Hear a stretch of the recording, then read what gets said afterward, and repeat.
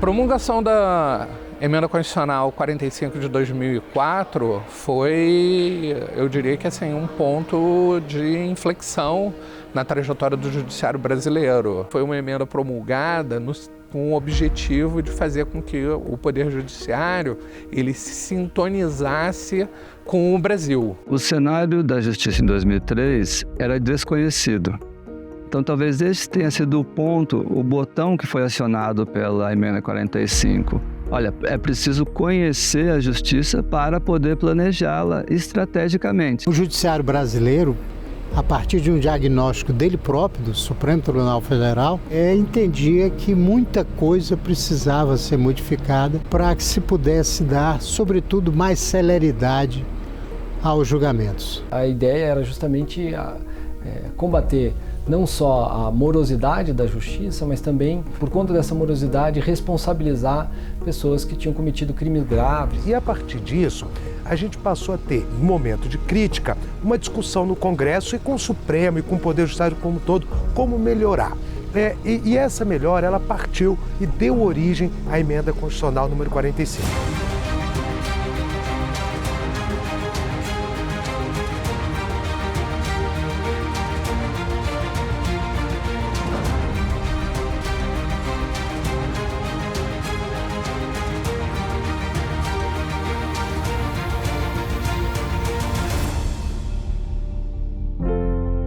O cenário era um cenário de inquietude, porque, afinal de contas, tudo que se aprovou na Emenda 45 era algo que já havia sido debatido anteriormente, com oposições por parte da magistratura, com concordâncias por parte da advocacia, também divergências por parte da advocacia, mas o trabalho era bom e nós tivemos sorte. Ela foi possível porque realmente houve um acordo entre os três poderes da República, ou seja, Supremo Tribunal Federal, a chefia do Poder Legislativo e a Presidência da República, elas instituíram pactos em prol de um Poder Judiciário mais eficiente para os cidadãos.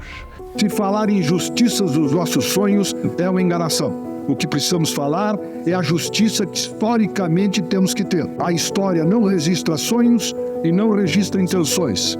Registra o que fazemos e o que deixamos de fazer. A sociedade, em vez de uma justiça rápida, acessível e adequada.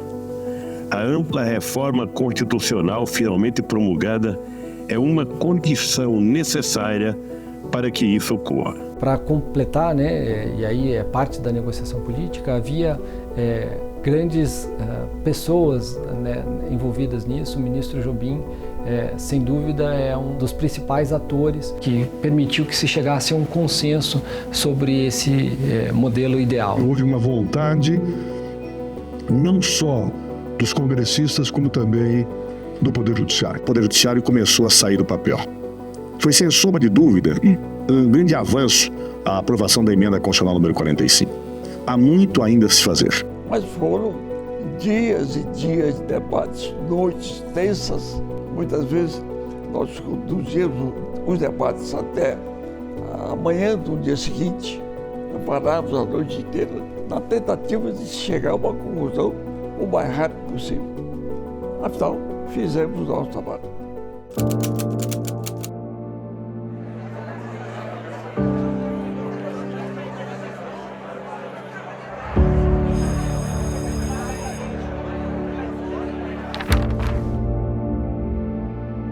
Na Câmara foi a Zulaí Cobra, a deputada.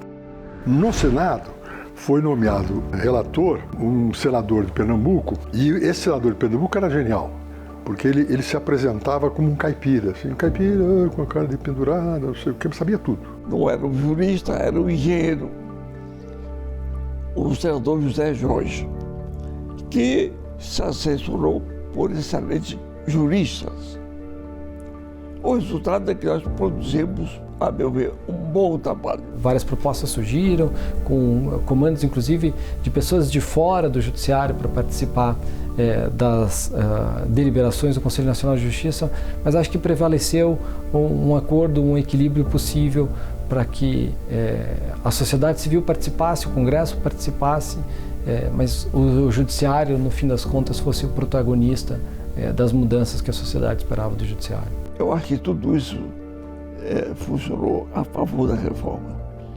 Nós, da Comissão de Justiça, ouvimos o presidente do Supremo, o presidente do STJ, ouvimos os juízes, ouvimos a ordem dos advogados. Vamos fazer um esforço concentrado para a votação de leis mais urgentes. Depois de votar na comissão, pela última vez, aí então o projeto voltará definido para o plenário. Essa é uma reforma de Estado, não é uma reforma de governo ou de um partido, é a reforma do Estado brasileiro, da democracia brasileira, e nós vamos dar prosseguimento à reforma do Poder Judiciário. São leis que repercutem diretamente em favor do povo brasileiro, pessoalmente, para que possa ter o exercício da cidadania.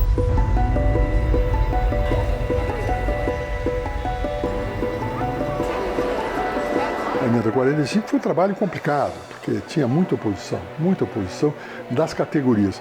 Da parte dos advogados, eles entendiam que a súmula vinculante e a repercussão geral, que era uma novidade que estava sendo introduzida, reduziria o número de processos no Supremo Tribunal e nos tribunais superiores, principalmente no Supremo, no caso específico. E com isso diminuiu o trabalho. Havia uma disputa então de mercado de trabalho. A magistratura era contra também, porque sustentavam que o juiz de primeiro grau não podia se submeter ao segundo grau, aquela confusão toda. O ponto talvez que tenha gerado maior controvérsia foi precisamente a instituição dos dois conselhos, do Conselho Nacional de Justiça e do Conselho Nacional do Ministério Público. Posso talvez estar sendo injusto, mas acho que não estou. A resistência no judiciário foi muito maior. A magistratura, no primeiro momento, ela participa tentando frear o processo. A mudança, ela gera incômodos, ela gera receios, a hipótese de transformação. Eu, no começo, fui um pouco contrário, até motivado pela ação da JUF, de juízes, etc. É que alegavam que já havia muitas instâncias de controle do Poder Judiciário. As corregedorias estaduais, as corregedorias dos tribunais em Brasília, a imprensa, a ordem dos advogados, afinal, muitas instâncias. Mas insistimos e foi feito.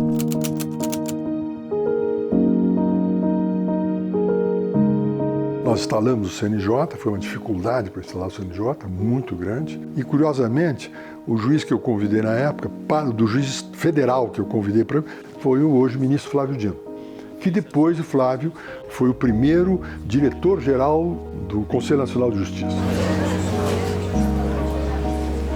A Associação dos Magistrados Brasileiros entrou com ação de inconstitucionalidade, alegando que tinha membros externos, que tinham 2 membros que eram um do Ministério Público, outro da Ordem dos Advogados e mais 2 outros membros, que um era eleito pelo Senado e outro pela Câmara.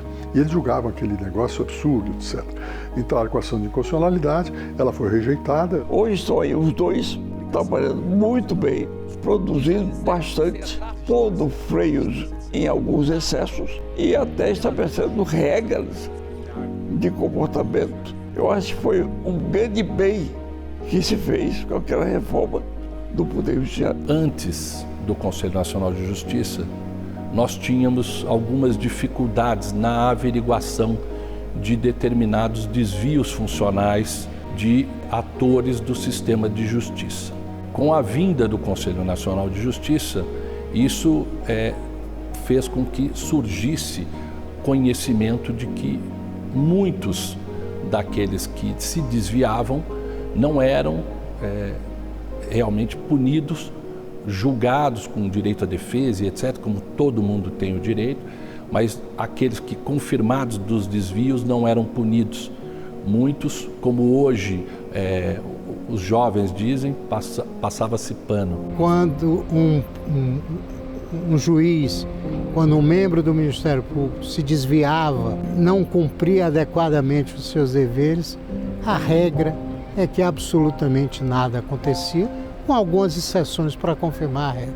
Então, a chegada do Conselho Nacional de Justiça e do Conselho Nacional do Ministério Público, que tem outras funções talvez até mais relevantes, que é o próprio planejamento seja do Judiciário, seja do Ministério Público, são atribuições imensamente relevantes, mas o certo é que com a chegada desses 2 órgãos de controle externo, eu acho que o Ministério Público e o Judiciário avançaram bastante. Então, esse processo de reforma do Judiciário no Brasil, ele vem também com o crescimento de digamos assim, do Poder Judiciário como objeto de estudo mesmo, né? Científico, acadêmico, por um lado, e técnico, jurídico, pelo outro, né?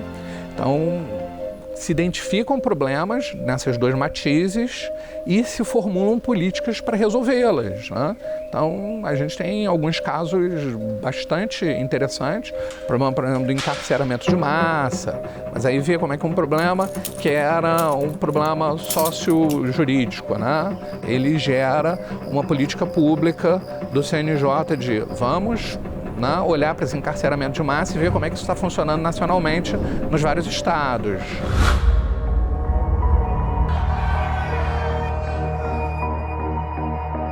Eu participei, né, da questão carcerária que nós, através, na época, de um projeto do ministro Gilmar Mendes, que era o meu presidente, ele, quando se deparou com questões gravíssimas, como, por exemplo, um preso que estava 8 anos além do tempo que ele tinha sido condenado.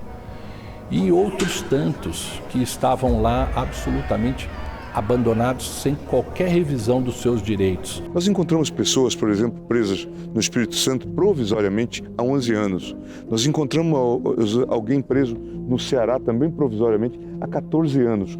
Veja, portanto, é um quadro muito preocupante isso que foi encontrado pelo mutirão e nós esperamos que isso não mais se repita. O ministro Gilmar, então, implementou o mutirão carcerário para a verificação de todas essas situações para que a Constituição fosse respeitada. A gestão dos presídios, né, não é uma gestão do Judiciário. O Judiciário faz a sua determinação, a sua deliberação, né, a sua sentença, o seu acórdão, e a execução dele, né, vai ser supervisionada, claro, por uma vara de execuções penais, mas vai ser gerenciada na prática por estabelecimentos prisionais. Então é um exemplo de como o CNJ consegue ser, né, um espaço de diagnóstico dos problemas, de formulação dos problemas e depois de acompanhamento da solução dos problemas. Imagino que nem os constituintes derivados que aprovaram a emenda imaginavam ou planejavam a potência do CNJ, essa potência de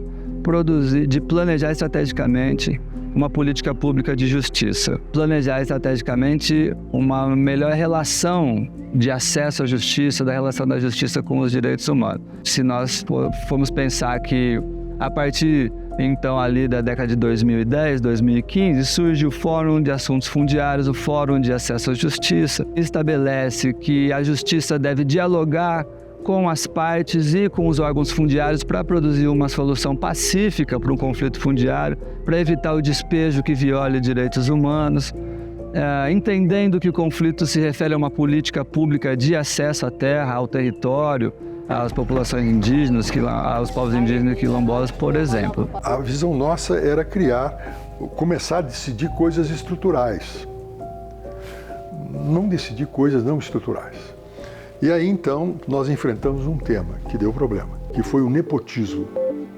O nepotismo nos tribunais de justiça e tribunais, enfim, nos tribunais estaduais. Nos tribunais regionais tinha menos, mas tinha.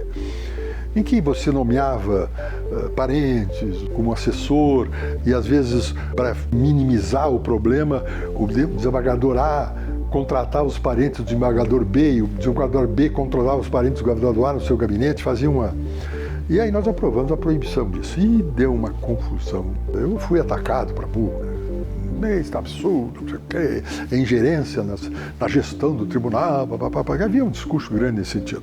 Mas no final nós conseguimos aprovar essa resolução do Conselho proibindo o nepotismo. Mexeu-se também em alguns aspectos que tinham o objetivo, digamos, de criar filtros para evitar um congestionamento exagerado do Supremo Tribunal Federal e dos tribunais superiores, de modo geral.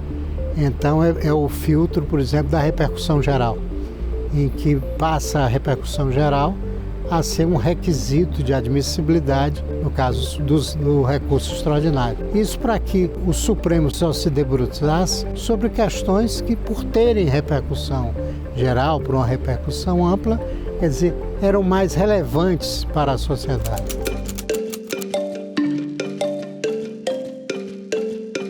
Ela diz o seguinte: o seu assunto, o tema que você está trazendo ao Supremo, ele vai ter uma repercussão em toda a sociedade ou ele pode interferir em outras ações dentro da sociedade? Se sim, ele vai ser admitido. Se não, ele não chega ao Supremo Tribunal Federal para dar eficiência, para que o Supremo possa cuidar daquele papel principal dele, que é ser o guardião da justiça.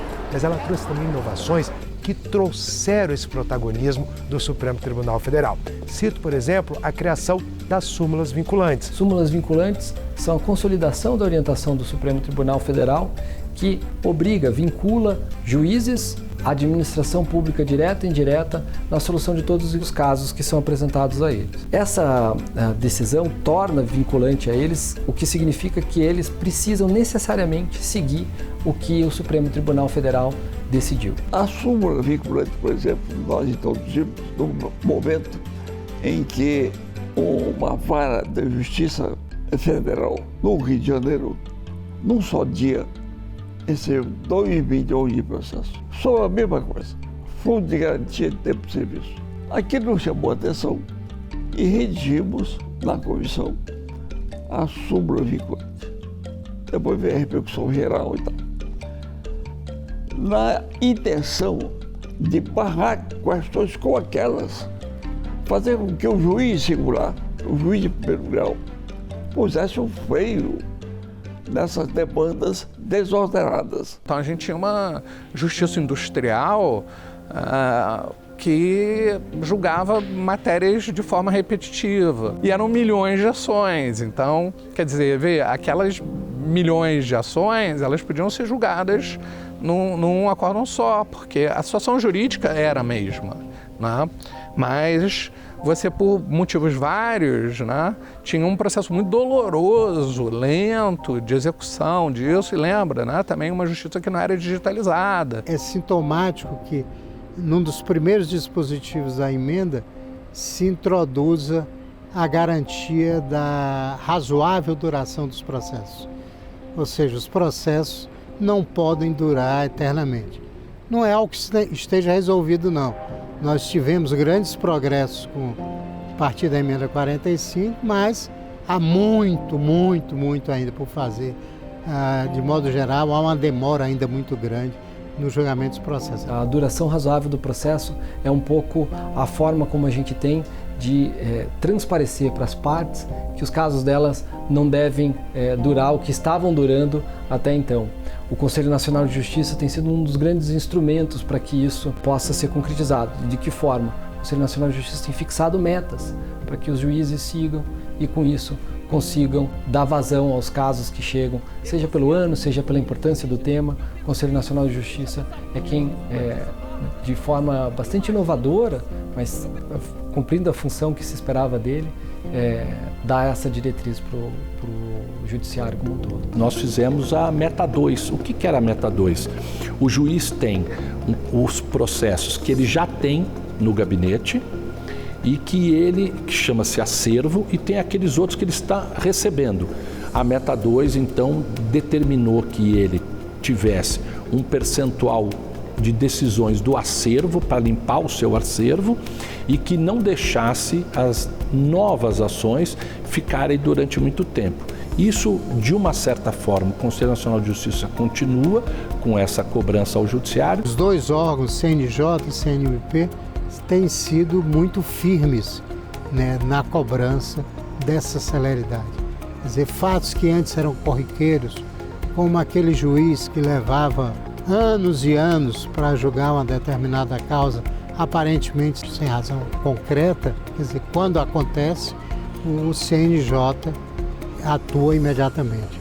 E a existência do CNMP e do CNJ fez com que as corregedorias que existem, tanto no Ministério Público quanto no Judiciário, passassem a atuar muito mais intensamente, porque ou elas atuam ou o Conselho Nacional atua. Eu acho que representou e tem representado um avanço muito grande para as duas instituições. Fixar uma meta de julgamento não é algo que está explícito na ideia que se tinha quando criou o Conselho Nacional de Justiça, pelo menos não em relação à identificação de quais processos especificamente vão ser indicados. Mas acho que se insere nesse esforço criativo de transformar a realidade do judiciário brasileiro.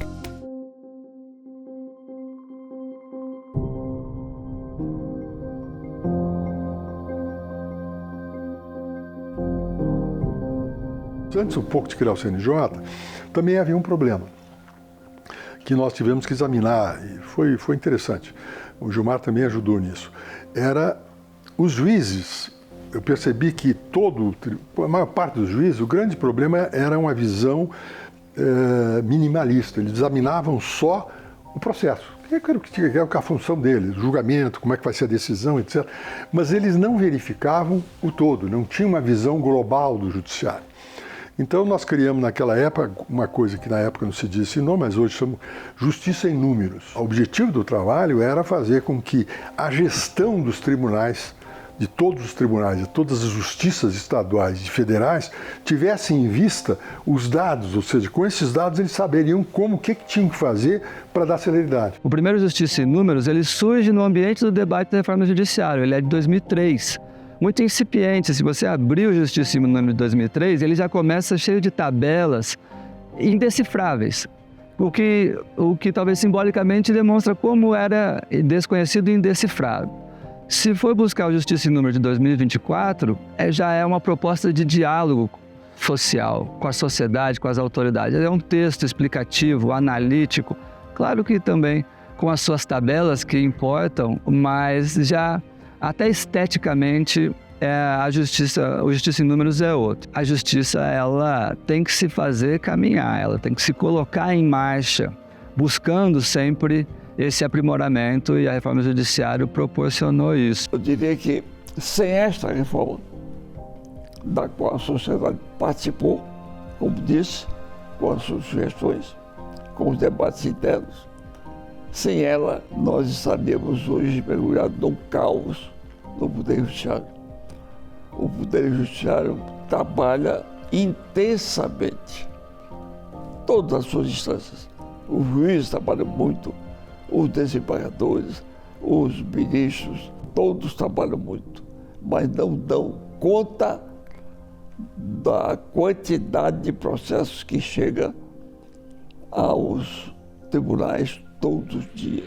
E o que tem contribuído para diminuir esse congestionamento tem sido a introdução dos julgamentos virtuais. Esses têm, combinado com a questão da repercussão geral, eles têm conseguido acelerar e reduzir o acervo do Supremo, que ainda é muito grande, mas tem conseguido reduzir esse acervo. Poderíamos dizer que a emenda 45 é o resultado de um debate, mas ela é o início de um novo formato de justiça, uma justiça que talvez tenha iniciado um processo de abertura para o conhecimento do que é a justiça, o conhecimento das suas estruturas, a partir dali uma perspectiva de transparência do que seria o sistema de justiça, as suas funções, o seu orçamento, e desse modo então desencobrindo, revelando para a sociedade, para os atores, para as autoridades, nós estamos tratando de uma política pública, a política pública de justiça. 20 anos, 30 anos depois